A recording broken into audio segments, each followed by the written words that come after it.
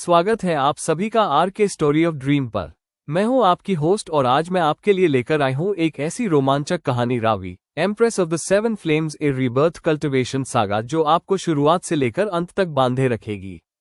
Episode 18 अध्याय 59 laser में क्या समाया है। प्रिशा के निधन के बाद इरा ने लगभग 40 वर्षों तक घाट का नेतृत्व किया।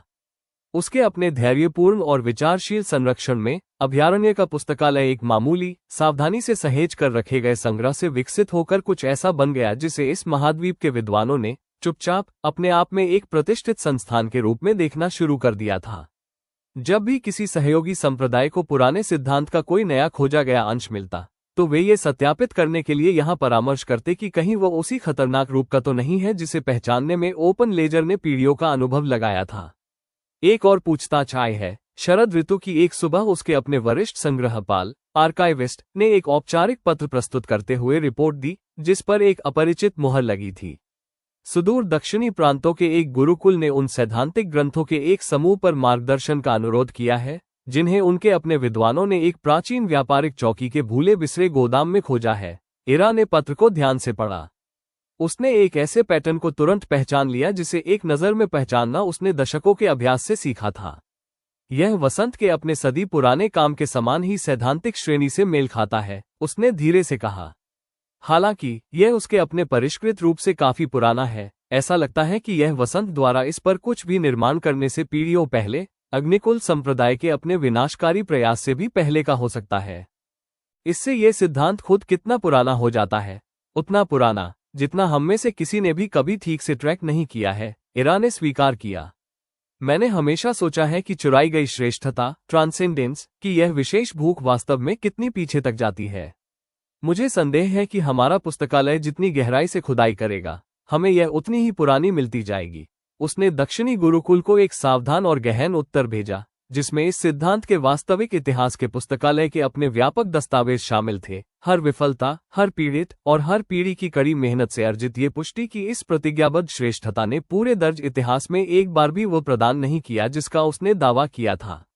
गुरुकुल के विद्वानों ने पूरा लेखा जोखा प्राप्त करने के बाद आगे किसी भी प्रयोग का जोखिम उठाने के बजाय उन पुनर्खोजे गए ग्रंथों को स्थायी रूप से सील करने का निर्णय लिया। ये बिल्कुल वही परिणाम था जिसे संभव बनाने के लिए इरा ने अपने पूरे करियर में काम किया था। केवल इसी वर्ष में 43 अनुरोधों के उत्तर दिए गए हैं, उसके संग्रहपाल ने पुस्तकालय के अपने सतर्क रिकॉर्ड की समीक्षा करते हुए बताया। 43 अलग अलग ऐसे मामले जहां कोई अनजाने में इस सिद्धांत को दोबारा खोज सकता था, ठीक वैसे ही जैसे प्रिशा के समय में उस छोटे कुलीन घराने ने किया था। लेकिन उचित जानकारी मिलने के बाद उन्होंने उस खतरे को बस वैसे ही छोड़ देना चुना। मुझे लगता है कि यही जीत का वास्तविक पैमाना है, इरा ने कहा। उसने उस मिशन को जिसे उसने दशकों तक संवारा था, आखिरकार अपना इच्छित फल पूरी तरह से देते हुए देखने का विशेष संतोष महसूस किया। केवल उस महत्वाकांक्षी हाथ को पकड़ना ही जीत नहीं है जो इस पैटर्न को दोबारा उठाता है, बल्कि यह सुनिश्चित करना है कि जब लोग समझ जाएं कि इसकी क्या कीमत चुकानी पड़ी है, तो बहुत कम हाथ कभी इसकी ओर बढ़ें। सक्रिय नेतृत्व के अपने अंतिम वर्षों के दौरान ही इरा को आखिरकार उस सवाल का जवाब मिला जिसे वह अपने बचपन में घाट पर आने के बाद से मन में दबाए हुए थी। पानी पर बसे एक शहर की, बिना किसी प्रत्यक्ष संचालक के मार्गदर्शन के चलने वाली मशीनों की वे अजीब, खंडित यादें जो भुवनमंडल की अपनी परिचित दुनिया के ढांचे में कभी पूरी तरह फिट नहीं बैठती थी। ये जवाब अप्रत्याशित रूप से एक सुदूर, अत्यंत दुर्लभ यात्रा करने वाले प्रांत के एक भ्रमणकारी विद्वान के माध्यम से आया जो पुस्तकालय से पूरी तरह से असंबंधित मामले पर सावधानीपूर्वक प्रलेखन, डॉक्यूमेंटेशन लेने घाट आया था। एक शाम की अनौपचारिक बातचीत के दौरान उसने अपने गृहराज्य की एक पुरानी, आधी अधूरी भूली जा चुकी किंवदंती का जिक्र किया। वे कहते हैं, उस विद्वान ने शाम के साझा भोजन के दौरान उसे बताया कि भुवनमंडल एकमात्र ऐसी दुनिया नहीं है जिसे स्वर्ग ने आकार दिया है। हमारी अपनी दुनिया से पूरी तरह अलग अन्य क्षेत्र भी मौजूद हैं जो अपने स्वयं के अजीब कानूनों, अपनी अपरिचित शक्तियों के रूपों से संचालित होते हैं। कुछ पुराने ग्रंथ तो ये भी सुझाव देते हैं कि कोई आत्मा जो अपने अंत के क्षण में ऐसे ही किसी एक क्षेत्र से टूटकर अलग हो गई हो, वह केवल उसी स्थान पर लौटने के बजाय जहां से उसने शुरुआत की थी, कभी कभी खुद को पूरी तरह से एक अलग दुनिया के भाग्य सूत्रों में बुना हुआ पा सकती है। ये सुनकर इरा को लगा कि कोई चीज अपनी सही जगह पर बैठ गई है जिसे उसने अपने पूरे लंबे जीवन में बिना जांचे अपने भीतर धोया था। तुम्हारा सुझाव है कि मैं उस जीवन में, जो इस जीवन से पहले था, इस दुनिया में मरी ही नहीं थी। विद्वान ने उसे ध्यान से देखा। उसके हाव भाव में कुछ जिज्ञासु और विचारणीय था। मैं निश्चित रूप से तो नहीं कह सकता, आदरणीय एरा, लेकिन मैंने अपनी लंबी यात्रा के दौरान एक से अधिक सुदूर प्रांतों में यही पुरानी किंवदंती सुनी है। मैंने हमेशा ये सोचा है कि जिन काल भ्रष्ट आत्माओं की रक्षा के लिए आपका यह अभयारण्य प्रसिद्ध है, वे कुछ मामलों में आपके अपने सावधानीपूर्वक तैयार किए गए सिद्धांत की तुलना में कहीं अधिक अजीब सूत्र अपने साथ लेकर चल रही होंगी। विद्वान के जाने के बाद वो लंबे समय तक इस रहस्योद्घाटन के साथ बैठी रही। वो घाट की साधारण नदी को उसके अपने साधारण, धैर्यपूर्ण मार्ग पर बहते हुए देख रही थी। उसने उस रहस्य के विशेष भंवर को महसूस किया जिसे वो जीवन भर धोती रही थी और जो आखिरकार आंशिक रूप से स्पष्ट हो रहा था। एक अलग दुनिया, उसने सोचा। केवल भुवनमंडल के अपने लंबे इतिहास का कोई अलग युग नहीं, जैसा कि मैं हमेशा मानती रही, बल्कि कुछ और ही, जिसके नियम, जिसकी मशीनें और जिसके एक शहर के अजीब, अपरिचित आकार को मैं कभी पूरी तरह से नहीं समझ पाए, क्योंकि वो वास्तव में इस दुनिया का हिस्सा कभी था ही नहीं। आने वाले वर्षों में उसने चुपचाप पुस्तकालय के अपने सावधानीपूर्वक अध्ययन का दायरा बढ़ाकर इस नई, विचलित कर देने वाली संभावना को भी इसमें शामिल कर लिया। उसने ओपन लेजर द्वारा आज तक प्रलेखित हर एक काल भ्रष्ट आत्मा के विवरणों का क्रॉस रेफरेंस किया, ताकि किसी ऐसे पैटर्न को खोजा जा सके जो उस भ्रमणकारी विद्वान की आधी अधूरी याद की गई किंवदंती की पुष्टि या खंडन कर सके। ऐसे और भी लोग हैं। इस नई, सावधानी भरी जांच के कुछ वर्षों बाद नेटवर्क के एकत्रित समन्वयकों के सामने उसने रिपोर्ट दी। बहुत अधिक नहीं, लेकिन ऐतिहासिक रिकॉर्ड में बिखरी हुई मुट्ठी भर ऐसी काल भ्रष्ट आत्माएं हैं जिनकी यादों में बसा पहला जीवन भुवनमंडल के अपने परिचित आकार से बिल्कुल मेल नहीं खाता। उड़ने वाली मशीनों की यादें, बिना किसी दृश्य लौ, आग के रोशन होने वाले शहरों की यादें, और ऐसे हथियारों से लड़े गए युद्धों की यादें जिनका हमारे अपने सिद्धांत द्वारा सूचीबद्ध किसी भी अस्त्रीय साधना तकनीक से कोई मेल नहीं है। इसका ओपन लेजर के अपने काम के लिए क्या अर्थ है? एक समन्वयक ने पूछा। मैं अभी पूरी तरह से नहीं जानती, इरा ने ईमानदारी से स्वीकार किया। लेकिन मुझे लगता है कि इसका मतलब ये है कि वो बिसात, बोर्ड, जिस पर रावी ने कई पीढ़ियों पहले खुद को खड़ा पाया था, वो उससे कहीं अधिक विशाल हो सकती है जितना उसने कभी कल्पना भी की थी। मुझे लगता है कि इसका मतलब ये है कि हमारा काम धैर्यपूर्ण चोरी पर नजर रखना और वह जिसे भी निशाना बनाती है उसकी रक्षा करना। उसे उन संभावनाओं का भी ध्यान रखना पड़ सकता है जिन पर हमारे किसी भी संस्थापक को कभी विचार करने का कारण नहीं मिला था। वो उस प्रश्न का पूरी तरह से उत्तर देने के लिए जीवित नहीं रही जिसे उसके अपने अध्ययन के अंतिम वर्षों ने खोल दिया था। वो अपनी बड़ी उम्र में शांति से विदा हो गई। समय के साथ उसका अपना नाम भी संस्थापकों के स्मारक पर जोड़ दिया गया, जो लगभग 2 शताब्दियों के दौरान काफी विशाल हो चुका था, उस मामूली पत्थर की तुलना में कहीं अधिक, जिसे रावी के मूल गठबंधन ने पहली बार स्थापित करवाया था। लेकिन वो पुस्तकालय के अपने सबसे गहरे संग्रह में एक अंतिम वसीयतनामा, टेस्टामेंट, सुरक्षित छोड़ गई, जिसका अभयारण्य की आने वाली पीढ़ियां अध्ययन करेगी, बहस करेगी और आने वाली कई पीढ़ियों तक धीरे धीरे, धैर्यपूर्वक जांच करना जारी रखेंगी। ये बिसात हम में से किसी के भी द्वारा पूरी तरह से मैप किए गए दायरे से कहीं अधिक बड़ी है, उसकी अंतिम प्रविष्टि, एंट्री, में लिखा था। उसी सावधान, धैर्यपूर्ण लिखावट में जिसने कभी उसके अपने शांत, अनिवार्य सेवा के लंबे कार्यकाल के दौरान 43 अलग अलग त्रासदियों से बचाई गई 43 अलग अलग चेतावनियों को सूचीबद्ध किया था। मेरे बाद जो कोई भी इस काम को विरासत में पाएगा, उसके लिए आगे जो कुछ भी आए, मुझे उम्मीद है कि वे उसी सबक को आगे बढ़ाएंगे जो रावी ने सदियों पहले सबसे पहले इस अभयारण्य को सिखाया था, कि इस लड़ाई का वास्तविक पैमाना कभी यह नहीं था कि हम बिसात के हर कोने को मैप कर सकें, या हर उस महत्वाकांक्षा को हरा सकें जो कभी इस पर दावा करने की कोशिश करती है। ये केवल ये था कि दुनिया की अपनी अजीब, मैप की गई विशालता आखिरकार हमारे रास्ते में जो भी धैर्यपूर्ण चोरी भेजे, उसके उत्तर में हम पीढ़ी दर पीढ़ी कितना धैर्यपूर्ण प्रेम निर्मित करने में कामयाब रहे। घाट का ये प्राचीन समुदाय जारी रहा और नदी धैर्यपूर्वक और बिना किसी जल्दबाजी के बहती रही। वो एक ऐसे भविष्य की ओर आगे बढ़ रही थी जिसे इसके संस्थापकों में से कोई भी पूरी तरह देखने के लिए जीवित नहीं रहा था, उसी सरल, असाधारण कार्य को आगे ले जाते हुए जो इतनी पीढ़ियों पहले एक डूबते हुए बच्चे के दूसरे मौके के साथ शुरू हुआ था। अध्याय 59 समाप्त। अगले अध्याय में हम देखेंगे मैप की गई बिसात के पार, बियॉन्ड द मैप्ड बोर्ड, जिसमें अभयारण्य की सबसे नई पीढ़ी उन विशाल, मैप की गई संभावनाओं से जूझना शुरू करती है जिन्हें इरा के अंतिम अध्ययन ने पहली बार उजागर किया था, और यह पता लगाती है कि रावी का अपना असाधारण पुनर्जन्म शायद हमेशा से एक कहीं अधिक विशाल टेपेस्ट्री, ताने बाने, का केवल पहला सूत्र मात्र था। अध्याय 60 मैप की गई बिसात के पार अभयारण्य के नेतृत्व की सबसे नई पीढ़ी। दिव्या नाम की एक सावधान और विचारशील महिला, जो घाट पर अपने पूरे बचपन के दौरान इरा के अंतिम अध्ययन को दबी हुई अनिश्चित आवाजों में चर्चा होते हुए सुनती आई थी, उसे ओपन लेजर के निरंतर चलते रहने वाले पीढ़ीगत काम के साथ साथ एक ऐसा वास्तविक रहस्य विरासत में मिला था जिसे उसके पूर्ववर्तियों में से कोई भी कभी पूरी तरह से सुलझा नहीं पाया था। 7 पुष्ट कन्फर्म मामले। अपने स्वयं के कार्यकाल के लगभग 15 वर्ष बीतने के बाद उसने पुस्तकालय के एकत्र किए गए सावधान साक्ष्यों की समीक्षा करते हुए रिपोर्ट दी, जो लगभग 2 सदियों के प्रलेखित इतिहास में फैले हैं। 7 काल भ्रष्ट आत्माएं जिनकी यादों में बसा पहला जीवन कुछ ऐसा बयां करता है जो भुवनमंडल के अपने दर्ज इतिहास में किसी भी चीज से मेल नहीं खाता। ये केवल एक अलग युग नहीं है, बल्कि दुनिया का एक बिल्कुल अलग आकार है। हम उस ज्ञान का क्या करें? उसके अपने वरिष्ठ विद्वान किशोर नाम के एक सावधान युवक ने पूछा।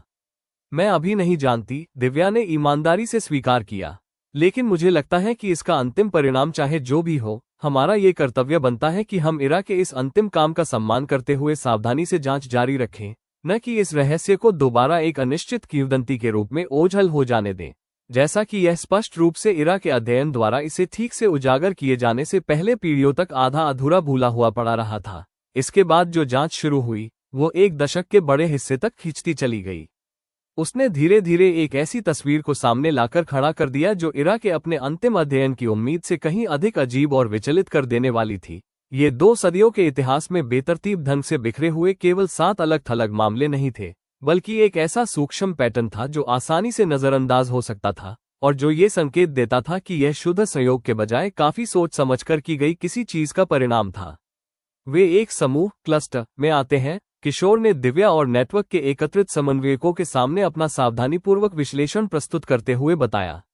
वे 2 सदियों में समान रूप से नहीं बिखरे हैं। वे विशिष्ट अवधियों में आते हैं जिनके बीच दशकों की स्पष्ट शांति होती है, और फिर उसके बाद उन्हीं गिने चुने वर्षों के भीतर कई पुष्ट मामलों के अचानक समूह सामने आते हैं। इस तरह के समूहों का क्या कारण हो सकता है? दिव्या ने पूछा। मेरे पास एक सिद्धांत है, किशोर ने धीरे से कहा, हालांकि मैं इस बात पर जोर देना चाहता हूं कि यह अभी भी कितना अनिश्चित है।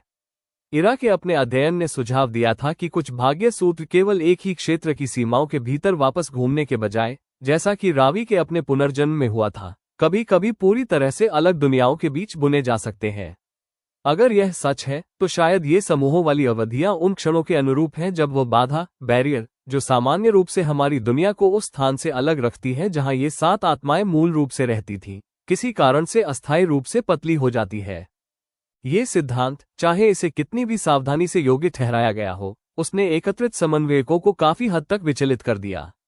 अगर दुनिया के बीच की बाधा पतली हो सकती है, पुराने समन्वयकों में से एक ने धीरे से कहा, तो क्या इसका मतलब यह है कि हमारी अपनी दुनिया से भी कोई चीज सही परिस्थितियों में दूसरी दिशा में पार जा सकती है?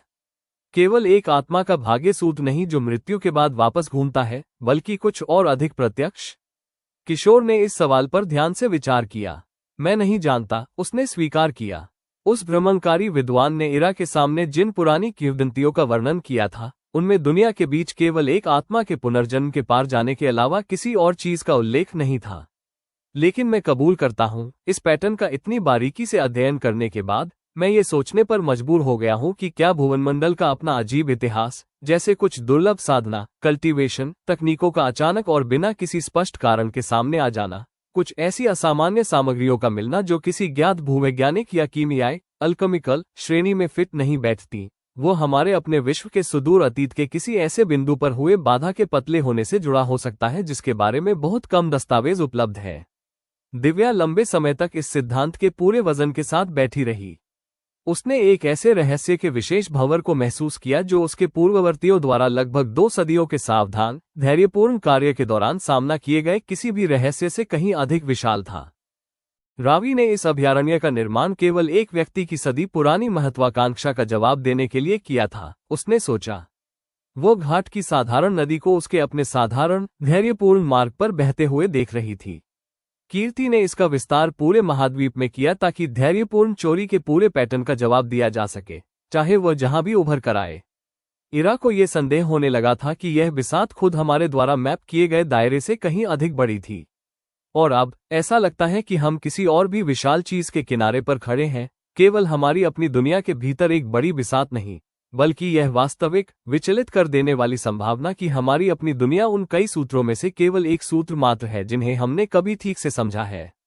कुछ महीनों बाद उसने इस प्रश्न को औपचारिक रूप से संबोधित करने के लिए नेटवर्क के समन्वयकों की एक पूर्ण सभा बुलाई। जो सवाल उसके अपने सावधान कार्यकाल के दौरान इरा के शांत अनिश्चित अंतिम वसीयतनामे से बढ़कर कुछ ऐसा बन चुका था जिसे अभयारण्य अब एक अनसुलझी जिज्ञासा मानकर चुपचाप अलग नहीं रख सकता था। मुझे नहीं लगता कि यह हमारे मौलिक उद्देश्य को बदलता है, उसने एकत्रित सभा को संबोधित करते हुए कहा।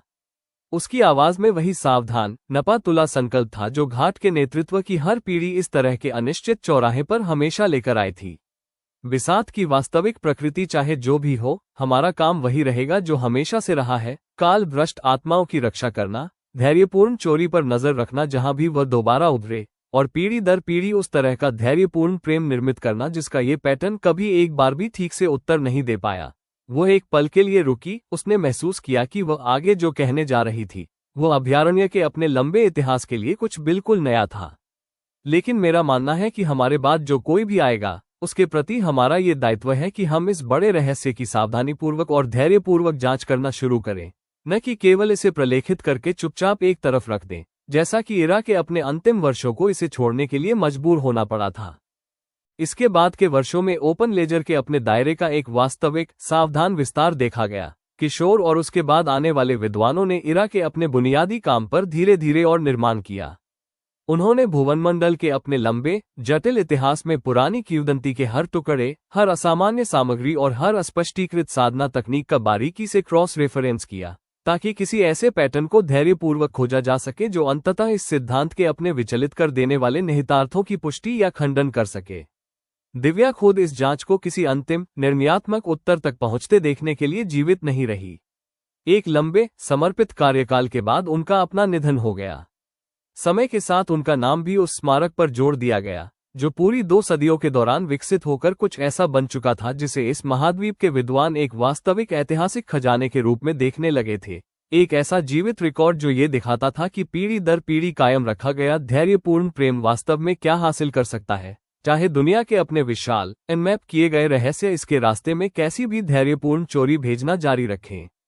लेकिन वह अभयारण्य की आने वाली पीढ़ियों के लिए अपने अंतिम वसीयतनामे में एक सरल स्थिर विश्वास छोड़ गई, जिसे इरा के अपने अंतिम अध्ययन ने सबसे पहले रोपा था और जिसे दिव्या की अपनी सावधान धैर्यपूर्ण जांच ने सुझाने के बजाय केवल और गहरा किया था। ये बड़ा रहस्य अंततः चाहे जो भी प्रकट करे, उसने अपनी उसी सावधान लिखावट में लिखा जिसका उपयोग हर पीढ़ी के नेतृत्व ने अपने बाद आने वाले लोगों के लिए अपनी अंतिम बुद्धिमत्ता को दर्ज करने के लिए किया था। मेरा मानना है कि हमारे संस्थापकों का मूल सबक बिल्कुल उतना ही सच है जितना वो उस रात था जब रावी पहली बार एक साधारण नदी में डूबती हुई जागी थी और उसे एक ऐसे जीवन की याद थी जो पहले ही एक बार समाप्त हो चुका था। ये बिसात हम में से किसी के भी द्वारा पूरी तरह से मैप किए जाने वाले दायरे से कहीं अधिक बड़ी हो सकती है। जो पैटर्न इसे खतरे में डालते हैं वे उससे कहीं अधिक अजीब और कहीं अधिक पुराने साबित हो सकते हैं जितना कि हमारे अपने सावधान अध्ययन ने अभी तक उजागर किया है। लेकिन यह विशाल अनमैप की गई दुनिया अंततः चाहे जो भी अंधकार प्रकट करे, उसका उत्तर देने के लिए हमसे कभी यह नहीं चाहा गया कि हम इसके बारे में सब कुछ समझ लें। इसने हमसे केवल हमेशा यही चाहा है कि हम पीढ़ी दर पीढ़ी कुछ ऐसा बनाने का चुनाव करते रहें जो बचाए जाने के योग्य हो, उस हर किसी के लिए जिसे ये धारा हमारे अपने धैर्यवान प्रतीक्षा करते हुए किनारे की ओर बहाकर लाती है। घाट का ये प्राचीन समुदाय जारी रहा और नदी धैर्यपूर्वक और बिना किसी जल्दबाजी के बहती रही। वो एक ऐसे भविष्य की ओर आगे बढ़ रही थी जिसे इसके संस्थापकों में से कोई भी पूरी तरह देखने के लिए जीवित नहीं रहा था, उसी सरल असाधारण कार्य को आगे ले जाते हुए जो इतनी पीढ़ियों पहले एक डूबते हुए बच्चे के दूसरे मौके के साथ शुरू हुआ था। अध्याय 60 समाप्त। अगले अध्याय में हम देखेंगे बाधा का पतला होना, द थिनिंग, जिसमें अभयारण्य के सबसे नए विद्वान आखिरकार उन सटीक परिस्थितियों की पहचान करते हैं जिनके तहत दुनिया के बीच की बाधा कमजोर हो जाती है और यह पता लगाते हैं कि अगला पतलापन उससे कहीं अधिक करीब और कहीं अधिक परिणामी हो सकता है जिसकी रावी के किसी भी सुदूर उत्तराधिकारी ने कभी कल्पना की थी। अध्याय 61 बाधा का पतला होना। दिव्या की अपनी उत्तराधिकारी अनाया नाम की एक तीक्ष्ण और व्यवस्थित महिला जब घाट के नेतृत्व में आए तो उसके पास अपने किसी भी पूर्ववर्ती की तुलना में कहीं अधिक केंद्रित विरासत थी, किशोर के अपने सावधान अध्ययन की एक पूरी पीढ़ी की मेहनत, जिसे दशकों के धैर्यपूर्ण क्रॉस रेफरेंसिंग के बाद आखिरकार एक वास्तविक और परीक्षण योग्य पैटर्न में बदला जा सका था। समूहों क्लस्टरिंग का संबंध किसी विशिष्ट चीज से है। किशोर के अपने उत्तराधिकारी देवांश नाम के एक प्रतिभाशाली लेकिन एकांत प्रिय विद्वान ने पुस्तकालय की केंद्रीय मेज पर चार्ट और गणनाओं को फैलाते हुए रिपोर्ट दी। खगोलीय संरेखण एस्ट्रोनॉमिकल अलाइनमेंट्स, जो उस तरह के संरेखण से काफी दुर्लभ और अधिक सटीक हैं जिसने कभी रावी के अपने त्वरित हृदय जागरण हार्ट अवेकनिंग समारोह को चिन्हित किया था। हर एक पुष्टकाल भ्रष्ट मामला जिसकी पहली जिंदगी की यादें भुवनमंडल के अपने इतिहास से मेल नहीं खाती है, वो एक ऐसे संयोग से जुड़ी है जो मेरी अपनी सावधानीपूर्वक गणना के अनुसार लगभग हर 43 वर्ष में एक बार होता है। अनाया ने चार्ट्स का ध्यान से अध्ययन किया। उसने आखिरकार उस अध्ययन के वजन को महसूस किया जो किसी ऐसी ठोस चीज तक पहुंचा था जिस पर कार्रवाई की जा सकती थी। अगला संयोग कब होने वाला है? देवांश एक पल के लिए शांत रहा। उसने अपनी गणनाओं को एक अंतिम बार दोबारा जांचा। अब से 11 महीने बाद उसने आखिरकार कहा, अगर मेरा ये सिद्धांत सही बैठता है तो हम एक ऐसी खिड़की समय के करीब पहुंच रहे हैं जिसके दौरान दुनिया के बीच की बाधा इन बीच के दशकों के किसी भी बिंदु की तुलना में मापने योग्य रूप से अधिक पतली हो जाती है। हम उस ज्ञान का वास्तव में क्या करें? अनाया ने देवांश के निष्कर्षों की समीक्षा करने के लिए नेटवर्क के वरिष्ठ समन्वयकों को इकट्ठा करते हुए पूछा। भले ही यह पतलापन बिल्कुल भविष्यवाणी के अनुसार आ जाए, हमारे पास वास्तव में इसे सीधे देखने या इसके साथ बातचीत करने की कोई स्थापित पद्धति नहीं है। हर पिछला काल भ्रष्ट जीव जिसने इस विशेष सीमा को पार किया है, उसने ऐसा अनजाने में मृत्यु और पुनर्जन्म के सामान्य तंत्र के माध्यम से किया है, न कि किसी भी तरफ से किसी सोच समझकर की गई कार्रवाई के माध्यम से। शायद यही तो बिल्कुल मुख्य बात है, देवांश ने सावधानी से कहा। शायद हमें इस पतलेपन के साथ सीधे तौर पर कोई छेड़छाड़ करनी ही नहीं है। शायद इस समय के दौरान हमारा वास्तविक उद्देश्य केवल सामान्य से अधिक सावधानी से उन किसी भी नई काल भ्रष्ट आत्माओं पर नजर रखना है जिन्हें ये पतलापन उत्पन्न कर सकता है, ये सुनिश्चित करते हुए इस बार कि जो कोई भी इस दुर्लभ समय के दौरान हमारी दुनिया में कदम रखे, उसे वही स्वागत और सुरक्षा मिले जो कभी रावी को मिली थी, बजाय इसके कि उन्हें भटकने के लिए भ्रमित और अकेला छोड़ दिया जाए, चाहे हमारे अपने धैर्यवान नेटवर्क को उन्हें खोजने में कितने भी वर्ष क्यों न लग जाएं। अनाया ने इस सुझाव पर ध्यान से विचार किया। 2 शताब्दियों के सावधान धैर्यपूर्ण अध्ययन को आखिरकार किसी ऐसी चीज तक पहुंचते देखकर उसे विशेष संतोष हुआ जिस पर वास्तव में काम किया जा सकता था। तो हम बिल्कुल यही करेंगे, उसने कहा।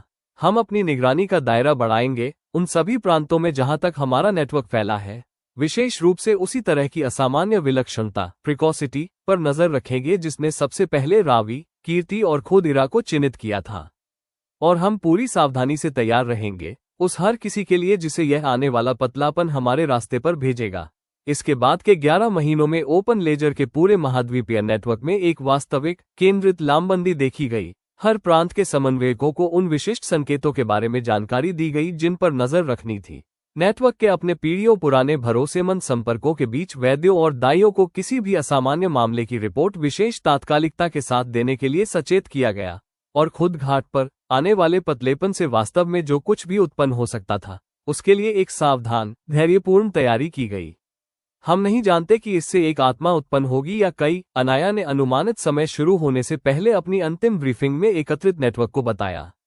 हम नहीं जानते कि उनकी यादें क्या रूप लेंगी या वे कितने दिशाहीन और डरे हुए होंगे, एक ऐसी दुनिया में कदम रखते हुए जो उनकी पहले की जानी पहचानी दुनिया से पूरी तरह से अलग है। लेकिन हम जानते हैं अपने संस्थापकों के 2 सदियों के कड़ी मेहनत से अर्जित अनुभव से कि ऐसी आत्मा को वास्तव में किस चीज की आवश्यकता होती है जब हम उन्हें ढूंढ लेते हैं। धैर्य, ईमानदारी और कोई ऐसी सुरक्षित जगह जहां वे आखिरकार उस असंभव बोझ को उतार सकें जिसे वे ढो रहे हैं। पूर्वानुमानित समय के 4 महीने बाद पहला पुष्ट मामला सामने आया, जिसकी रिपोर्ट पश्चिमी प्रांतों की एक सतर्क दाई ने दी, जिसके ओपन लेजर के सावधान मार्गदर्शन में पीढ़ियों से मिले प्रशिक्षण ने उसे इन संकेतों को लगभग तुरंत पहचानने की अनुमति दी थी। एक लड़का 5 साल का, रिपोर्ट में लिखा था, एक व्यापारिक चौकी के पास लावारिस मिला, जिसमें वही विचलित कर देने वाला संयम और विलक्षण ज्ञान दिखाई दे रहा है जिस पर नजर रखने के लिए हमारे प्रशिक्षण ने हमें सिखाया है। वो जब भी बोलता है तो ऐसी चीजों के बारे में बात करता है जो हमारी अपनी दुनिया के इतिहास में किसी भी चीज से मेल नहीं खाती। ऐसे वाहन जो बिना पंखों के उड़ते हैं, ऐसी इमारतें जो किसी भी पहाड़ से ऊंची हैं, और ऐसे हथियारों से लड़े गए युद्ध जो असंभव दूरियों से मार करते हैं। अनाया ने व्यक्तिगत रूप से उससे मिलने के लिए यात्रा की। उसके साथ देवांश और एक छोटा सावधान अनुरक्षक एस्कॉर्ट था। उसने घाट के अपने धैर्यपूर्ण पीढ़ीगत काम के 2 सदियों पुराने इतिहास की निरंतरता के विशेष भार को महसूस किया। उसने उसे छोटा और गंभीर पाया, बिल्कुल वैसा ही जैसा रिपोर्ट में वर्णन किया गया था, और उसकी गहरी प्राचीन आंखों में कुछ ऐसा था जो उसी अचूक वजन को लिए हुए था जिसे कभी कीर्ति ने पीढ़ियों पहले रावी के साथ अपनी पहली मुलाकात में महसूस करने के बारे में बताया था। तुम मेरी जैसी हो, लड़के ने उसे एक ऐसी प्रत्यक्षता के साथ देखते हुए कहा जो उसकी 5 साल की दृश्य उम्र को जुठला रही थी। मैं इसे महसूस कर सकता हूँ। तुम्हारे अपने सूत्र में कुछ टूटा हुआ और फिर से जोड़ा हुआ है, मेरे से अलग, लेकिन इतना करीब कि पहचाना जा सके।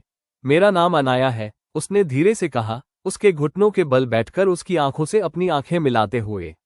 मैं एक अभयारण्य का नेतृत्व करती हूँ जो यहाँ से काफी दूर है और जिसे विशेष रूप से तुम्हारे जैसे लोगों के लिए बनाया गया है, ऐसे लोग जिन्हें याद है कि वे एक बार मर चुके थे, एक ऐसे जीवन में जो इस दुनिया के अपने इतिहास में किसी भी चीज से मेल नहीं खाता।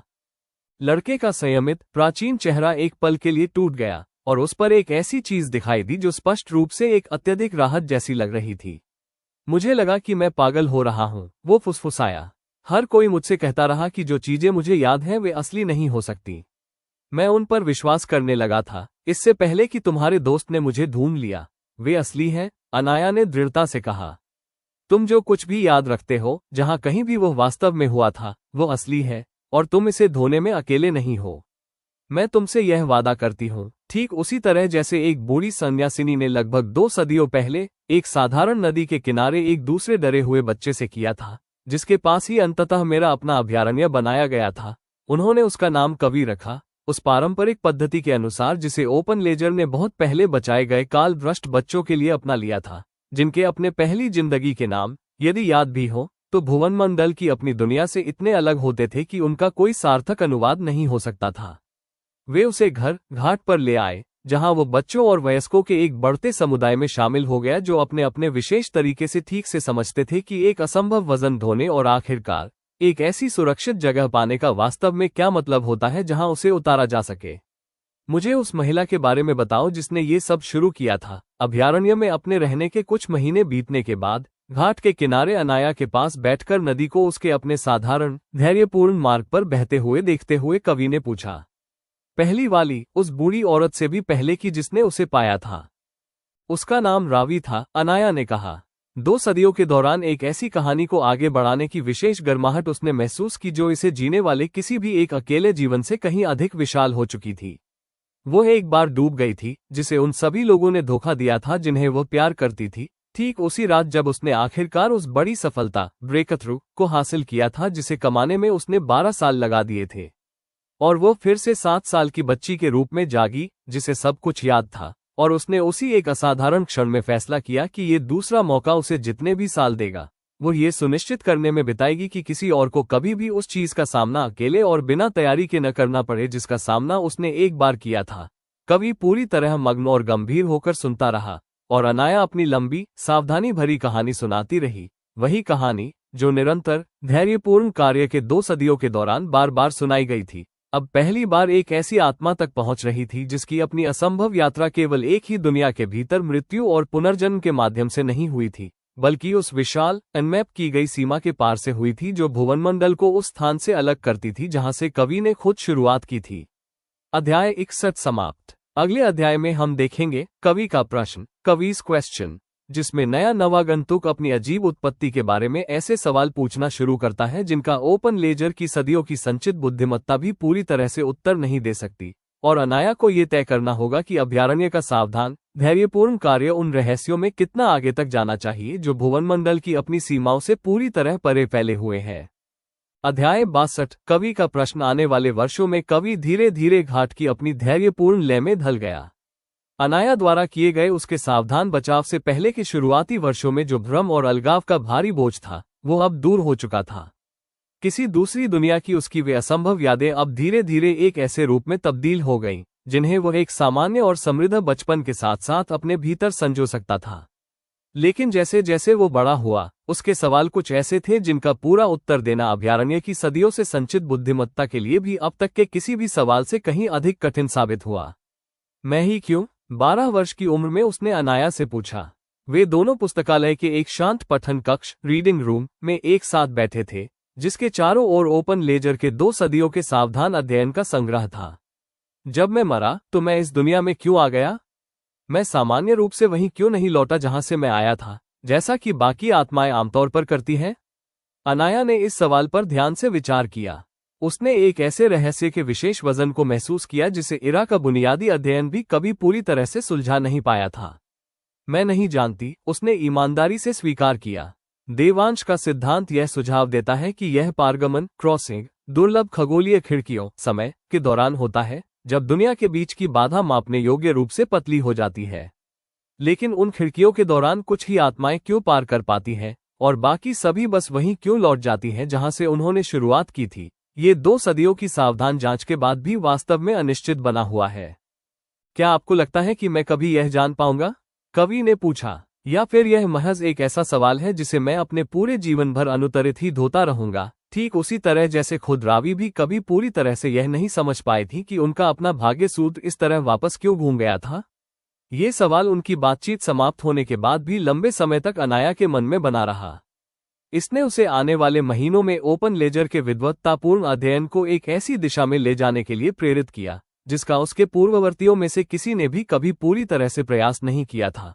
अब वे केवल उन कालभ्रष्ट आत्माओं का दस्तावेजीकरण नहीं कर रहे थे जिनकी यादें भुवनमंडल के इतिहास से मेल खाती थीं, बल्कि वे सक्रिय रूप से उन खंडित साक्ष्यों की तलाश भी कर रहे थे जो कवि की यादों वाली दुनिया से जुड़े हो सकते थे। वे किसी ऐसे प्रमाणीकरण पुष्टि की खोज में थे, चाहे वो कितना भी छोटा क्यों न हो, जो इस असंभव अस्तित्व द्वारा उठाए गए सवालों का जवाब देने में मदद कर सके। कुछ पुराने व्यापारिक रिकॉर्ड मिले हैं। इस विस्तारित जांच के कुछ वर्षों बाद देवांश की उत्तराधिकारी रिया नाम की एक सतर्क विद्वान ने रिपोर्ट दी। उनमें कुछ ऐसी सामग्रियों का वर्णन है जो कभी कभी ऐसे माध्यमों से आती थी जिन्हें किसी ने कभी ठीक से ट्रैक नहीं किया। ऐसे धातु जिनमें उस तरह से जंग नहीं लगता जैसे किसी भी ज्ञात अयस्क और में लगना चाहिए, और कांच के ऐसे टुकड़े जो किसी भी ज्ञात कांच शिल्प तकनीक द्वारा बनाए जाने वाले कांच से कहीं अधिक साफ और एक समान थे। मेरा मानना है कि इन रिकॉर्ड्स का देवांश की खगोलीय गणनाओं से क्रॉस रेफरेंस करने पर यह पता चलता है कि इनमें से कुछ सामग्रियां बाधा के पतले होने की पिछली खिड़कियों के दौरान हमारी दुनिया में पार आई होंगी, ठीक उन्हीं कालभ्रष्ट आत्माओं के साथ जिन्होंने उसी समय सीमा को पार किया था। क्या तुम्हारा ये सुझाव है कि आत्माओं के साथ साथ वस्तुएं भी सीमा पार कर सकती हैं? अनाया ने पूछा। उसने एक ऐसे रहस्य के विशेष भंवर को महसूस किया जो कवि के अपने व्यक्तिगत सवालों से शुरू होकर अब काफी बड़ा रूप ले चुका था। मुझे लगता है कि यह संभव है, रिया ने सावधानी से कहा। हालांकि मैं इस बात पर जोर देना चाहती हूं कि यह अभी भी केवल एक अनुमान है। यदि इन खिड़कियों के दौरान बाधा मापने योग्य रूप से पतली होती है, तो शायद केवल आत्माएं ही कभी कभी पार नहीं आती, बल्कि उस पार मौजूद दुनिया के छोटे छोटे टुकड़े भी इस तरफ आ सकते हैं। आने वाले वर्षों की जांच ने धीरे धीरे भुवनमंडल के अपने व्यापारिक इतिहास में मिले ऐसे ही खंडित पारगमन की एक सावधान, भले ही अधूरी, सूची तैयार कर ली। ऐसी वस्तुएं जो दुनिया की अपनी ज्ञात निर्माण परंपराओं से बिल्कुल मेल नहीं खाती थीं। जब उनका देवांश की खगोलीय गणनाओं के साथ ठीक से क्रॉस रेफरेंस किया गया, तो वे सभी इतिहास में बाधा के पतले होने के समय से बिल्कुल मेल खाती थीं। यह अद्भुत है, कवि ने कहा। अब वह अपने शुरुआती 20वें वर्ष में था और औपचारिक रूप से रिया के विद्वत्तापूर्ण कार्य का प्रशिक्षु अप्रेंटिस बन चुका था। वह हाल ही में पुस्तकालय के संग्रह में शामिल किए गए असाधारण रूप से साफ कांच के एक छोटे, सावधानी से सहेजे गए टुकड़े का अध्ययन कर रहा था। क्या आपको लगता है कि यह वास्तव में मेरी अपनी दुनिया से आया है, या उस जगह से जहां से अन्य पुष्टकाल भ्रष्ट आत्माएं आई थीं? मैं नहीं जानती, रिया ने स्वीकार किया। साक्ष्य अभी इतने सटीक नहीं हैं कि अलग अलग मूल दुनियाओं के बीच अंतर किया जा सके, यह मानते हुए कि हमारी दुनिया के पार एक से अधिक दुनिया अस्तित्व में है। लेकिन मुझे लगता है कि इस टुकड़े का पर्याप्त रूप से अध्ययन करने के बाद हम अंततः कम से कम ये पुष्टि करने में सक्षम हो सकते हैं कि क्या इसके गुण उन अजीब, अपरिचित सामग्रियों से मेल खाते हैं जो तुम्हें अपनी मूल दुनिया के बारे में याद है। कवि ने उस टुकड़े के सावधान और धैर्यपूर्ण अध्ययन में अगले कई महीने बिताए। उसने उसके गुणों का अपनी खंडित यादों के साथ इतनी लगन से क्रॉस रेफरेंस किया कि उसे काम करते देख अनाया को इरा के अपने पूरे जीवन के इसी तरह के धैर्यपूर्ण अध्ययन के प्रति समर्पण की याद आ गई।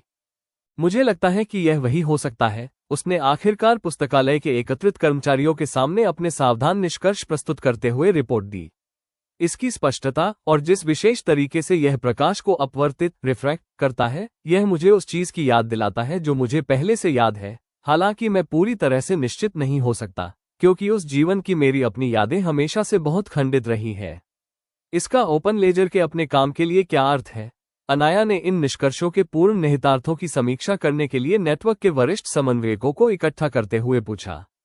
कवि ने इस सवाल पर ध्यान से विचार किया। उसने उस रहस्य के वजन को महसूस किया जो अभयारण्य में उसके अपने पूरे जीवन के दौरान साधारण व्यक्तिगत भ्रम से बढ़कर कुछ ऐसा बन चुका था जो काफी विशाल और महत्वपूर्ण था।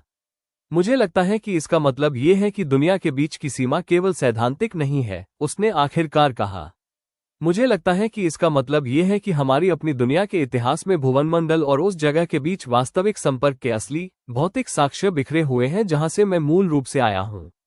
और मुझे लगता है कि अगर यह सच है तो इसका मतलब ये हो सकता है कि ओपन लेजर का अपना काम कालभ्रष्ट आत्माओं की रक्षा करना, धैर्यपूर्ण चोरी पर नजर रखना, पीढ़ियों तक धैर्यपूर्ण प्रेम का निर्माण करना, उसे अंततः ये समझने में विस्तार करना होगा कि वह संपर्क वास्तव में किसका प्रतिनिधित्व करता है, न कि केवल उसके कभी कभार मिलने वाले रहस्यमय निशानों को प्रलेखित करने तक सीमित रहना होगा।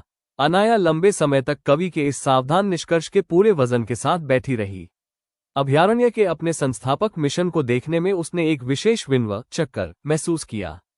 यह मिशन मूल रूप से केवल एक असाधारण पुनर्जन्म को एक ही शिकारी की सदी पुरानी महत्वाकांक्षा से बचाने के लिए बनाया गया था, जो 2 सदियों के सावधान पीढ़ीगत कार्य के बाद कुछ ऐसा बन चुका था जिसकी कल्पना खुद रावी ने भी कभी नहीं की होगी। उन्होंने इस जगह का निर्माण एक व्यक्ति की चोरी का जवाब देने के लिए किया था, अनाया ने सोचा, जब वो पुस्तकालय की केंद्रीय मेज पर कवि के सावधान समर्पित अध्ययन को जारी रहते देख रही थी। कीर्ति ने इसका विस्तार पूरे महाद्वीप की महत्वाकांक्षा का जवाब देने के लिए किया। इरा को यह संदेह होने लगा था कि यह बिसात खुद हमारे द्वारा ठीक से मैप किए गए दायरे से कहीं अधिक बड़ी थी। और अब ऐसा लगता है कि हम ये ठीक से समझने के वास्तविक किनारे पर खड़े हैं कि वो बिसात वास्तव में कितनी बड़ी है, केवल हमारी अपनी दुनिया के भीतर बड़ी नहीं, बल्कि वास्तविक रूप से भौतिक रूप से उन क्षेत्रों से जुड़ी हुई जिसके बारे में हमारे संस्थापकों को कभी कल्पना करने का कारण नहीं मिला था। तो हम बिल्कुल यही करेंगे, उसने आखिरकार एकत्रित समन्वयकों को संबोधित करते हुए कहा। उसकी आवाज में वही सावधान नपा तुला संकल्प था जो घाट के नेतृत्व की हर पीढ़ी इस तरह के अनिश्चित विस्तार लेते मिशन के चौराहे पर हमेशा लेकर आई थी। हम काल भ्रष्ट आत्माओं की रक्षा करना और धैर्यपूर्ण चोरी पर नजर रखना बिल्कुल वैसे ही जारी रखेंगे जैसे हम हमेशा करते आए हैं, लेकिन हम सावधानी से और धैर्यपूर्वक उस वास्तविक कार्य की शुरुआत भी करेंगे जिसे कवि के अध्ययन ने अभी प्रमाणित किया है कि हमारी दुनिया उस विशाल एनमैप किए गए ब्रह्मांड में पूरी तरह से अकेली नहीं है, और शायद कभी रही भी नहीं है, जो वास्तव में इसे चारों ओर से घेरे हुए है। अध्याय 62 समाप्त। अगले अध्याय में हम देखेंगे पुस्तकालय का नया अध्याय, द लाइब्रेरीज न्यू चैप्टर, जिसमें ओपन लेजर औपचारिक रूप से दुनिया के बीच की सीमा को समझने के लिए समर्पित विद्वत्ता की एक विशेष शाखा स्थापित करता है, एक ऐसे भविष्य में उसी धैर्यपूर्ण सावधान प्रेम को आगे ले जाते हुए जो इसके संस्थापकों की उम्मीद से कहीं अधिक अजीब है, और जो कभी एक डूबते हुए बच्चे के दूसरे मौके के साथ शुरू हुआ था। अध्याय 63, पुस्तकालय का एक नया अध्याय। घाट के अपने विद्वानों द्वारा जिस औपचारिक संस्था की स्थापना की गई थी उसे आगे चलकर थ्रेशहोल्ड आर्काइव का नाम दिया गया। ये पुस्तकालय की एक ऐसी समर्पित शाखा थी जो पूरी तरह से 2 दुनियाओं के बीच की सीमा का अध्ययन करने के लिए समर्पित थी। इसे ठीक से संगठित करने में लगभग 1 दशक का समय लगा। इसमें कावी की अपनी गहरी और सतर्क विशेषज्ञता के साथ साथ रिया की खगोलीय गणनाओं और पूरे महाद्वीप के सहयोगी संप्रदायों से जुटाए गए विद्वानों के एक बढ़ते हुए नेटवर्क का सहयोग मिला। ये वे विद्वान थे जिन्होंने धीरे धीरे ओपन लेजर के इस बढ़ते रहस्य को गंभीरता से लेना शुरू कर दिया था। रिया ने आर्किव की स्थापना के कुछ वर्षों बाद एक अप्रत्याशित स्रोत से मिले पत्र को साझा करते हुए बताया, हम अकेले ऐसे लोग नहीं हैं जिन्होंने इस पैटर्न के कुछ अंशों को नोटिस किया है। उन्होंने आगे कहा, दूर पूर्वी प्रांतों का एक विद्वान समुदाय पीढ़ियों से स्वतंत्र रूप से इसी तरह की विसंगतियों की जांच कर रहा है। हालांकि उनका दृष्टिकोण बिल्कुल अलग है। वे विशेष रूप से काल भ्रष्ट आत्माओं के बजाय असामान्य खगोलीय घटनाओं पर ध्यान केंद्रित करते हैं। अनाया ने पूछा, क्या वे हमारे काम के बारे में जानते हैं? रिया ने जवाब दिया, अभी नहीं, लेकिन मेरा मानना है कि जिस तरह से हमारी दोनों शोध दिशाएं आपस में मेल खाती हैं, उसे देखते हुए हमें इस तरह की व्यापक छात्रवृत्ति के लिए आखिरकार सच्चे सहयोगी मिल गए हैं। ये ऐसे लोग हैं जिन्होंने अपनी पीढ़ियों को पहेली के उन टुकड़ों को इकट्ठा करने में बिताया है जिन्हें हमारे अपने संस्थापकों ने कभी पूरी तरह से जांचने की आवश्यकता महसूस नहीं की थी। ओपन लेजर के लंबे इतिहास में हर महत्वपूर्ण साझेदारी की तरह इस गठबंधन की स्थापना भी अत्यंत धैर्य और व्यवस्थित कूटनीति के साथ की गई। ये साझेदारी बेहद फलदायी साबित हुई। पूर्वी समुदाय के खगोलीय अभिलेखों ने देवांश की मूल गणनाओं की पुष्टि की और उनमें सुधार किया, जबकि काल भ्रष्ट आत्माओं और भौतिक आवाजाही के संबंध में घाट के अपने संचित दस्तावेजों ने पूर्वी विद्वानों को वह ठोस मानवीय प्रमाण प्रदान किया जिसकी उनके अधिक अमूर्त एब्स्ट्रैक्ट प्रेक्षणों में हमेशा कमी खलती थी। अब थ्रेशोल्ड आर्किव के वरिष्ठ विद्वान के रूप में एक प्रतिष्ठित पद पर पहुंच चुके कावी ने बताया, एक साथ मिलकर हमने किसी भी संस्थान द्वारा अकेले जुटाए जा सकने वाले साक्ष्यों की तुलना में कहीं अधिक साक्ष्य जुटाए हैं। अब हमारे पास केवल 7 पुष्टकाल भ्रष्ट क्रॉसिंग और भौतिक टुकड़ों के कुछ अंश ही नहीं है, बल्कि हमारे पास हमारी दुनिया और कम से कम 2, संभवतः 3 पूरी तरह से अलग अलग लोगों के बीच संपर्क की एक वास्तविक, भले ही अभी अधूरी, समय रेखा टाइमलाइन मौजूद है। यह इतिहास भुवनमंडल के अपने इतिहास में उससे भी कहीं अधिक पीछे तक जाता है जितना किसी भी पिछले विद्वान ने कभी ठीक से दस्तावेजीकृत किया था। अनाया ने पूछा, पूर्वी समुदाय के खगोलीय विद्वानों का मानना है कि इन पतली होती खिड़कियों थिनिंग विंडोज का वास्तविक कारण क्या है? कावी ने इस सवाल पर गहराई से विचार किया। जीवन भर के समर्पित अध्ययन के उस भार को महसूस किया जिसने उस अनिश्चित अटकलबाजी को काफी परिष्कृत कर दिया था जिसने दशकों पहले उनके अपने उद्धार को प्रेरित किया था। उन्होंने धीरे धीरे कहा, उनका मानना है कि खुद स्वर्ग यानी जो भी ब्रह्मांडीय सिद्धांत वास्तव में साधना के साथ लोगों को नियंत्रित करता है और संभवतः अन्य दुनिया की समरूप संरचनाओं को भी नियंत्रित करता है, वो कोई एक अकेला अलग थलग सिस्टम नहीं हो सकता। उनका मानना है कि यह इससे कहीं अधिक विशाल हो सकता है, जो एक ही अंतर्निहित ताने बाने के माध्यम से कई दुनिया को आपस में जोड़ता है। हमारी दुनिया की साधना बस एक व्यापक और साझा ब्रह्मांडीय सिद्धांत की ही विशेष अभिव्यक्ति मात्र है। इस व्यापक समझ के निहितार्थ ओपन लेजर के चल रहे कार्यों में ऐसे तरीकों से गूंज उठे जिन्हें आने वाली पीढ़ी को ठीक से समझने और आत्मसात करने में पूरा समय लगा। थ्रेशोल्ड आर्किव की बढ़ती छात्रवृत्ति पर चर्चा करने के लिए बुलाई गई एक औपचारिक बैठक के दौरान नेटवर्क के एक नए समन्वयक ने पूछा, क्या इससे काल भ्रष्ट आत्माओं की रक्षा करने का हमारा तरीका बदल जाता है? यदि अब हम इन क्रॉसिंग को किसी बड़ी साझा ब्रह्मांडीय व्यवस्था के हिस्से के रूप में समझते हैं, न कि केवल दुर्लभ और अलग थलग विसंगतियों के रूप में? अनाया का लंबा कार्यकाल अब अपने अंतिम पड़ाव की ओर बढ़ रहा था। हालांकि सैंक्चुरी को इस अभूतपूर्व विस्तार से बाहर निकालने के इन वर्षों में उनकी सधी हुई और नपी तुली बुद्धिमत्ता और गहरी हो चुकी थी। उन्होंने कहा, मुझे नहीं लगता कि इससे हमारा मूल उद्देश्य बदल जाता है। चाहे कोई भी ब्रह्मांडीय सिद्धांत इन क्रॉसिंग को नियंत्रित करता हो, जो आत्माएं इन्हें पार करके यहां पहुंचती हैं, वे अभी भी डरी हुई, भ्रमित होती हैं और उन्हें उसी धैर्यवान देखभाल की आवश्यकता होती है जितनी कभी रावी को थी, जो 2.5 सदी पहले एक साधारण नदी में डूबने से बची थी। उन्होंने वहां मौजूद सभी लोगों की तरफ देखा और एक गहरी संतुष्टि का अनुभव किया। जिस मिशन को उन्होंने अपने पूरे जीवन में संवारा था, वो अब अपनी वास्तविक और परिपक्व अवस्था में पहुंच चुका था। उन्होंने आगे कहा, मेरा मानना है कि इस नई समझ से हमें उसी अपरिवर्तित उद्देश्य को पूरा करने के लिए बेहतर साधन मिलते हैं। यह अनुमान लगाने में मदद मिलती है कि नई आत्माएं कब आ सकती हैं, वे क्या याद रख सकती हैं, और वे अपने साथ जो भी अजीब और अपरिचित बोझ लेकर आ रही हैं, उसके लिए हम खुद को बेहतर ढंग से तैयार कर सकते हैं। थ्रेशोल्ड आर्किव की औपचारिक स्थापना के कुछ वर्षों बाद अत्यधिक वृद्धावस्था में अनाया का शांतिपूर्वक निधन हो गया। समय के साथ एक स्मारक पर उनका नाम भी जोड़ दिया गया। ये स्मारक 250 वर्षों में इतना बड़ा हो चुका था कि अब घाट के मूल और छोटे परिसरों में नहीं समा पा रहा था। उनके नेतृत्व के अंतिम वर्षों में ओपन लेजर के इस लंबे इतिहास में जमा हुए नामों, चाहे वे पीड़ित हो या संरक्षक, के कभी न खत्म होने वाले रिकॉर्ड को ठीक से जगह देने के लिए इस सैंक्चुरी के भौतिक दायरे का सम्मानजनक विस्तार करना पड़ा था। कावी ने अपना पूरा वयस्क जीवन अपनी ही असंभव उत्पत्ति के रहस्य को समझने में समर्पित कर दिया था। अंततः वे सैंक्चुरी के औपचारिक नेतृत्व की जिम्मेदारी संभालने लगे। वे भुवनमंडल की सीमाओं के पार से आने वाले पहले ऐसे कालभ्रष्ट व्यक्ति थे जिन्होंने उस संस्था का मार्गदर्शन किया जिसे रावी के असाधारण पुनर्जन्म ने पहली बार प्रेरित किया था। घाट के समुदाय ने उनके औपचारिक पदभार ग्रहण करने के अवसर पर इस बात को एक विशेष शांत श्रद्धा के साथ याद किया। एक उस स्मारक पत्थर के सामने खड़े होकर जिसने एक डरे सहमे भ्रमित 5 साल के बच्चे के रूप में उन्हें पहली बार यह सिखाया था कि वे इस असंभव बोझ को ढोने में अकेले नहीं हैं। कावी ने अपने पदभार ग्रहण समारोह के दौरान उपस्थित समुदाय से कहा, मैंने कभी इसकी उम्मीद नहीं की थी। मैं यह नहीं जानता था कि मैं इस दुनिया में क्यों आया हूँ, इसका क्या अर्थ है, या क्या मैं कभी उस अजीब और अपरिचित जीवन को समझ पाऊंगा जिसे मैं पीछे छोड़ आया हूँ। इसके बजाय मुझे एक ऐसा सैंक्चुरी मिला जो पूरी तरह से इस सिद्धांत पर बना था कि ऐसे सवाल, चाहे उनका पूरा जवाब देना कितना भी असंभव क्यों न हो, भयभीत होकर उन्हें खारिज करने के बजाय धैर्यवान और ईमानदार जांच के हकदार है। उन्होंने अपना हाथ स्मारक के पुराने हो चुके पत्थर पर रखा और कहा, मैं इस जगह का नेतृत्व उसी तरह करूंगा जैसे मुझसे पहले हर संरक्षक ने किया है, जिसे भी जरूरत हो उसकी रक्षा करना, लगातार होने वाली चोरियों पर नजर रखना, और अब इरा की अंतिम छात्रवृत्ति को आगे बढ़ाना, ताकि यह सचमुच एक विशाल ब्रह्मांडीय समझ तक पहुंच सके। अध्याय 64। सदियों का भार। कावी ने लगभग 60 वर्षों तक घाट का नेतृत्व किया। उनका कार्यकाल उनके अधिकांश पूर्ववर्तियों की तुलना में काफी लंबा रहा।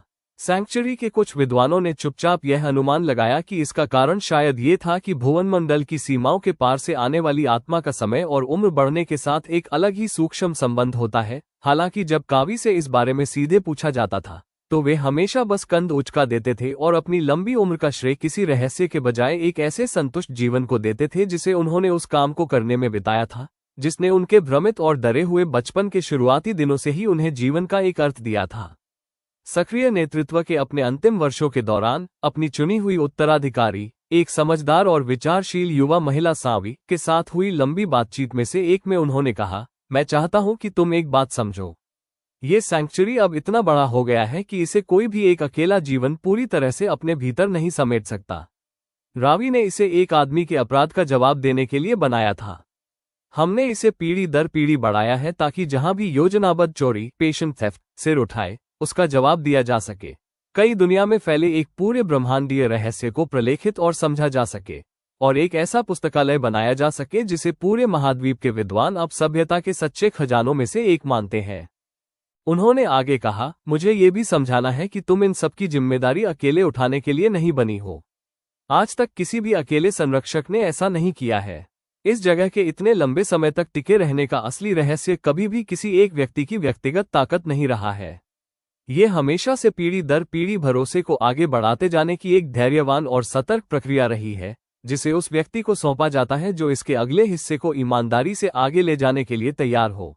सावी ने आने वाले वर्षों में कावी की इस गहरी समझ को उसी अटूट लगन के साथ आत्मसात किया, जिसने एक युवा समन्वयक के रूप में उन्हें इस जिम्मेदारी के योग्य बनाया था। उन्होंने न केवल ओपन लेजर के व्यवहारिक कामकाज को सीखा, बल्कि उन गहरे और कठिन पाठों को भी समझा जिन्हें हर पिछले संरक्षक ने अपने लंबे कार्यकाल में धीरे धीरे संचित किया था। सक्रिय नेतृत्व से अपने संभावित सेवानिवृत्ति रिटायरमेंट से कुछ महीने पहले घाट के किनारे बैठकर नदी की साधारण और शांत धारा को बहते हुए देखते हुए सावी ने पूछा, मुझे सबसे कठिन हिस्से के बारे में बताओ। छात्रवृत्ति या इतने बड़े नेटवर्क को चलाने के लॉजिस्टिक्स के बारे में नहीं, बल्कि इस जिम्मेदारी को निभाने के सबसे वास्तविक और कठिन हिस्से के बारे में। कावी ने इस सवाल पर गहराई से विचार किया और 60 वर्षों के अपने संचित अनुभव को एक ऐसे जवाब में ढाला जिसे उन्होंने पहले कभी इतने सीधे तौर पर बयां करने की आवश्यकता महसूस नहीं की थी। उन्होंने आखिरकार कहा, जिन लोगों से तुम प्यार करते हो, उन्हें पीढ़ी दर पीढ़ी बूढ़ा होते और दुनिया से जाते देखना, जबकि काम वैसे ही लगातार चलता रहता है। मैंने इस सैंक्चुरी में जिन लोगों को सबसे पहले जाना था, अनाया, रिया, देवांश और अपने लंबे कार्यकाल के दौरान अनगिनत अन्य लोगों, उन लगभग सभी को अपने से आगे जाते देखा है। मैंने उन बच्चों को खुद बड़े होते और बुजुर्ग बनते देखा है जिन्हें मैंने अपने हाथों से बचाया था, और उन्हें अपने बच्चों को बुद्धिमत्ता देते देखा है। सावी, इसमें एक ऐसा गहरा दर्द होता है जिसे कोई भी सावधानीपूर्वक की गई तैयारी पूरी तरह से कम नहीं कर सकती। तुम इसे उठाना सीख जाती हो, वैसे ही जैसे इस काम की हर दूसरी मांग को उठाया जाता है। लेकिन अगर मैं ये कहूं कि ये दर्द कभी चुभना बंद कर देता है, तो ये झूठ होगा। सावी ने पूछा, इस दर्द के बावजूद आप आगे कैसे बढ़ते रहे? कावी ने कहा, ठीक वैसे ही जैसे मुझसे पहले हर संरक्षक ने आगे बढ़ना जारी रखा। ये हमेशा याद रखकर कि रावी ने सदियों पहले इस सैंक्चुरी को क्या सिखाया था, कि इस काम का असली पैमाना कभी यह नहीं था कि कोई एक अकेला जीवन इसे हमेशा के लिए धो सकता है या नहीं। यह इस बात पर निर्भर करता था कि दुनिया के इस विशाल और जटिल रहस्य द्वारा हमारी तरफ फेंकी गई हर योजनाबद्ध चोरी के जवाब में हमने पीढ़ी दर पीढ़ी कितना सच्चा प्यार पैदा किया, उन्होंने अपना हाथ उसके कंधे पर रखा और अंतिम बार उस धैर्यवान बुद्धिमत्ता को आगे बढ़ाते हुए उसकी गर्माहट महसूस की जो उन्हें खुद कभी मिली थी। उन्होंने आगे कहा, तुम्हें दुख होगा सावी। तुम अपने प्रियजनों को जाते देखोगी और कुछ दिनों तुम्हें महसूस होगा कि एक अकेले जीवन में इतनी बड़ी जिम्मेदारी को ढोना कितना थका देने वाला है। लेकिन मैं तुमसे वादा करता हूं कि तुम्हें इस दुख से कहीं बड़े आनंद का भी अनुभव होगा। एक डरी हुई, भ्रमित, कालभ्रष्ट बच्ची को अंततः कोई सुरक्षित ठिकाना मिलते देखना, वर्षों की गहरी जांच पड़ताल के बाद अंततः उस छिपी हुई चोरी का पूरा जवाब मिलते देखना, और इस पुस्तकालय की छात्रवृत्ति को ब्रह्मांड के स्वरूप के बारे में सच्चे रहस्यों को उजागर करते देखना। मुझे लगता है कि यही संतुलन इस काम को उस कीमत के लायक बनाता है जो ये हर उस व्यक्ति से मांगता है जो इसे संभालता है। सैंक्चुरी की पुरानी परंपरा के अनुसार कावी की औपचारिक सेवानिवृत्ति और सावी के नए संरक्षक के रूप में पदभार संभालने के अवसर पर स्मारक पत्थर के पास एक औपचारिक सभा का आयोजन किया गया। पूरा समुदाय वहां मौजूद था और उसने देखा कि कैसे सावी का नाम लाइब्रेरी के लीडरशिप रजिस्टर में दर्ज किया गया, जो रावी के मूल संस्थापक दृष्टिकोण से जुड़े लगभग 3 सदियों पुराने अटूट सिलसिले में शामिल हो गया। सभा को संबोधित करते हुए सावी ने उसी सधे और दृढ़ संकल्प के साथ कहा जिसे हर पिछले संरक्षक ने इस तरह की औपचारिक प्रतिबद्धता के समय निभाया था, मैं यह वादा करती हूं कि इस सैंक्चुरी ने जो कुछ भी बनाया है उसे हर पिछले संरक्षक की तरह पूरी ईमानदारी से आगे बढ़ाऊंगी। जिसे भी सुरक्षा की जरूरत है उसे बचाऊंगी, छिपी हुई चोरियों पर नजर रखूंगी और इस स्मारक पत्थर को पीढ़ी दर पीढ़ी एक ऐसे जीवंत रिकॉर्ड के रूप में बड़ा करती रहूंगी जो किसी एक भी चुराए गए जीवन को चुपचाप मिट जाने नहीं देता। कावी ने एक गर्मजोशी भरी मुस्कान के साथ उनकी इस औपचारिक प्रतिज्ञा को देखा। उनके भीतर अब उस डरे सहमे 5 साल के बच्चे का नामोनिशान नहीं था जो कभी एक ऐसी दुनिया में आ गया था जिसके बारे में वो कुछ नहीं जानता था। अब वे एक ऐसे इंसान थे जिन्होंने 60 साल तक कुछ ऐसा बनाया था जो सचमुच स्थायी और सार्थक था, और अब वे पूरे आत्मविश्वास और शांति के साथ उस विरासत को ऐसे हाथों में सौंप रहे थे जिन पर उन्हें पूरा भरोसा था कि वे इसे और आगे ले जाएंगे। अपनी शांत सेवानिवृत्ति के कुछ वर्षों बाद कावी का शांतिपूर्वक निधन हो गया। आखिरकार उनका नाम भी रावी, अर्जुन, कावेरी, वीर, तारा, सरला, अंजलि, कीर्ति और आरव, प्रिशा, इरा, दिव्या, अनाया और उन तमाम लोगों के साथ स्मारक पत्थर पर जोड़ दिया गया जिनके जीवन ने लगभग 300 वर्षों के निरंतर और धैर्यवान काम से ठीक वैसा ही सैंक्चुरी बनाया था जिसे डूबती हुई 7 साल की एक बच्ची ने तब सपना देखा था जब उनमें से कोई भी इस सपने को आगे बढ़ाने के लिए पैदा भी नहीं हुआ था। उसी शाम सावी उस स्मारक के सामने खड़ी थी। उन्होंने पत्थर की खुरदरी सतह पर कावी के नाम के नए अक्षरों को बसते हुए देखा और लगभग 3 सदियों के धैर्यवान और प्रेमपूर्ण इतिहास के उस भारीपन को अपने भीतर महसूस किया जो अब पूरी तरह से उन्हीं का था। उन्होंने मन ही मन सोचा, आपने कुछ ऐसा बनाया है जो इसे थामने वाले हर एक जीवन से भी ज्यादा लंबा टिका है।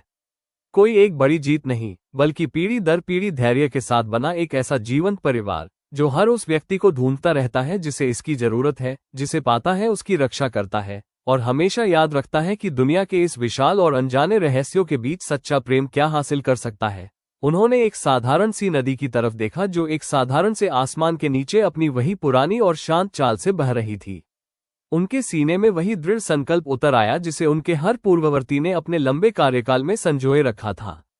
मैं इसे तब तक आगे ले जाने का इरादा रखती हूं जब तक मुझे इसका मौका मिलेगा, उन्होंने सोचा, और जब मेरा अपना समय आएगा तो इसे किसी ऐसे व्यक्ति को सौंप दूंगी जो इसके अगले हिस्से को ईमानदारी से आगे बढ़ाने के लिए तैयार हो, बिल्कुल वैसे ही जैसे मुझसे पहले हर संरक्षक ने किया है, जो लगभग 3 सदियों से चली आ रही एक डूबते हुए बच्चे की असाधारण दूसरी जिंदगी से जुड़ा है। अध्याय 64 समाप्त।